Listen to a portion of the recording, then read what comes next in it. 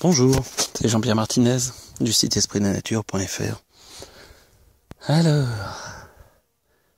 qu'est-ce que vous voyez sur les photos? Vous voyez quelques photos d'équarrissage de poutres à la hache, à l'ancienne. Un ami, compagnon, qui nous apprend ça. On est quelques-uns à faire ça. Moi j'ai fait un morceau de l'après-midi. Ça tire un petit peu sur le dos. On est vraiment sur, effectivement, retravailler la matière avec des outils simples et avec redévelopper ses sens. Redévelopper aussi sa musculature, reprendre conscience de sa musculature parce que, effectivement, c'est assez physique. Et il y a vraiment ce contact à la matière de je sculpte la matière. C'est vraiment intéressant. Et même au niveau de la matière, il y a ce que répond l'arbre. Où, ok, on prend le temps de la relation. On est aussi dans une logique où on a tendance à suivre beaucoup plus aussi on va dire les imperfections. Moi je dirais l'âme du bois. Et oui, c'est pas une lame de scie qui coupe. C'est les petits coups les petits ou les grands coups de hache. Si on est très doué, on y va à grands coups de hache et ça marche bien. Mais ça suit le fil du bois, ça suit l'âme du bois, en partie. Et il y a ce côté de reprendre le temps, effectivement, de suivre l'âme. L'âme est le fil des choses. Vous n'êtes pas obligé de faire ça. On est sur deux logiques actuellement. C'est pour construire un petit lieu où on va habiter, où on va dormir. Où en même temps, du coup, on y met de la conscience. C'est le lieu aussi où il y aura des stages.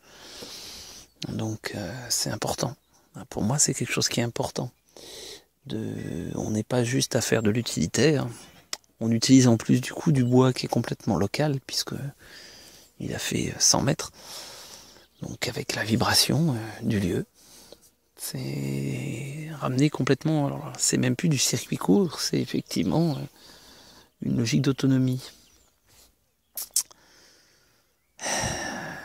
Comment je peux construire avec effectivement ce qui m'entoure? On pourrait rester en bois rond uniquement. On va le faire en partie d'ailleurs. Parce que là, dans ces cas-là, ça veut dire on transforme le moins le bois, on le traumatise le moins, on lui laisse ses courbes, on lui laisse vraiment aussi toute son âme.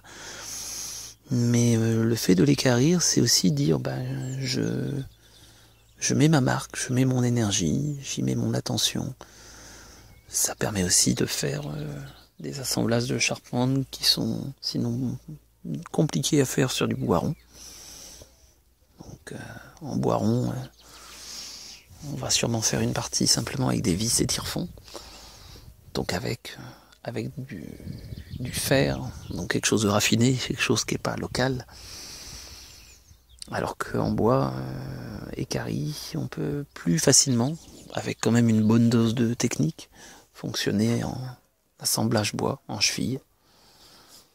Uniquement chevillé, tenons mortaise. Je vous fais un cours de charpente. Je vous fais un cours de comment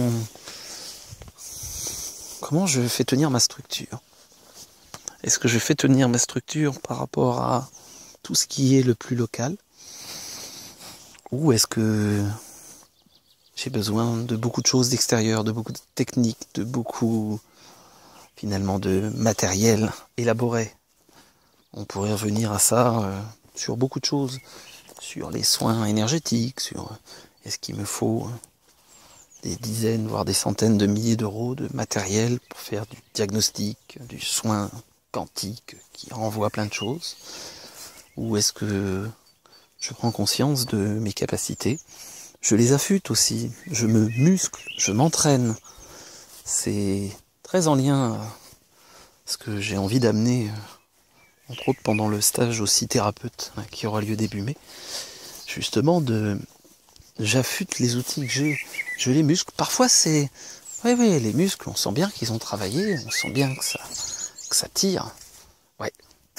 Mais une fois que c'est fait, on sait le faire, on est autonome et on peut aller plus loin, on peut découvrir beaucoup plus aussi. Donc il y a vraiment un côté qui peut être très intéressant par rapport à ça, moi à mon sens en tout cas. À mon sens, c'est ce rapport à dire je construis avec mes capacités physiques, énergétiques, intellectuelles, sans aller chercher des machines qui bien souvent en plus les gens qui utilisent ne seraient pas en capacité de les construire. Donc on est complètement technologico-dépendant. Donc voilà, après c'est chacun ses choix.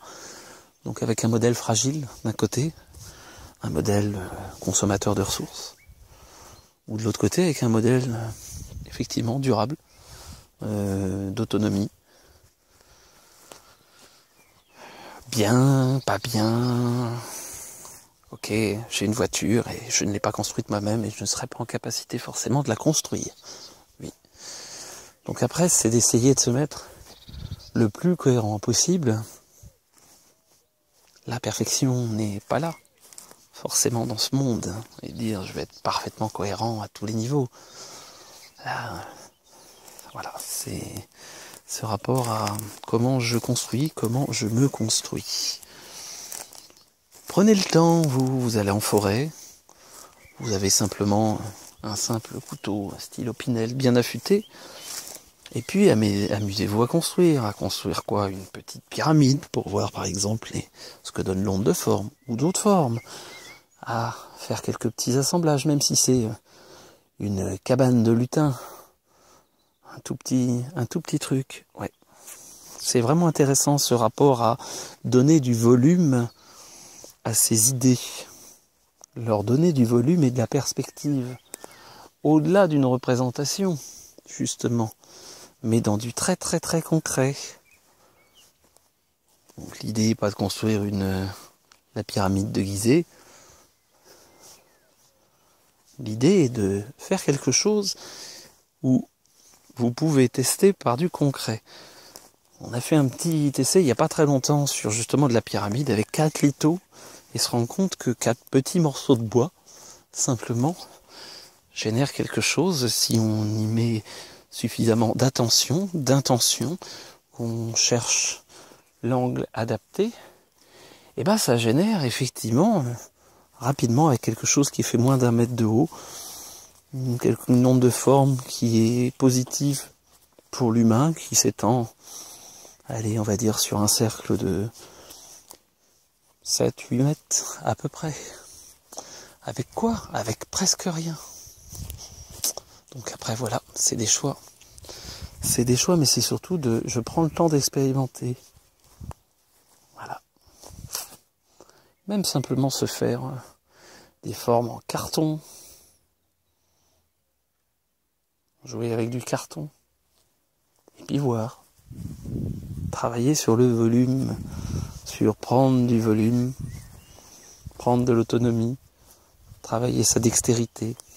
Et puis ce côté, travailler avec ses muscles, c'est vrai que c'est intéressant de faire des fois quelque chose d'un peu plus grand où on sent que, bah oui, le corps travaille, il travaille pas forcément comme il est habitué à travailler, en le respectant, en s'écoutant. Parce que, voilà, si j'ai pas tapé de la hache toute la journée, c'est que de toute façon, voilà, il y a des parties, j'ai des parties sensibles chez moi et que ça allait pas le faire. Mais demain un peu plus, puis après-demain peut-être un peu plus. Et puis voilà, une manière de construire. J'en profite en même temps, je me déplace, en même temps que je vous cause. Voilà, une manière d'aller revoir justement des jardins qui ont été posés par les stagiaires le week-end dernier.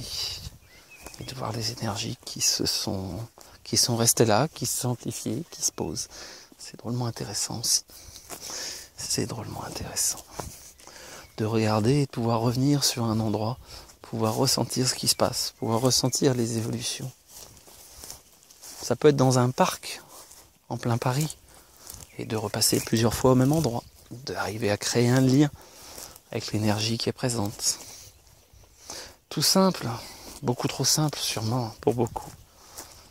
Ouais, beaucoup trop simple. Voilà, du blabla, pas si sûr. Je vous souhaite une bonne et belle journée. Et au plaisir de se retrouver sur une autre vidéo, sur le forum, sur espritdanature.fr ou éventuellement en stage. Bonne et belle journée.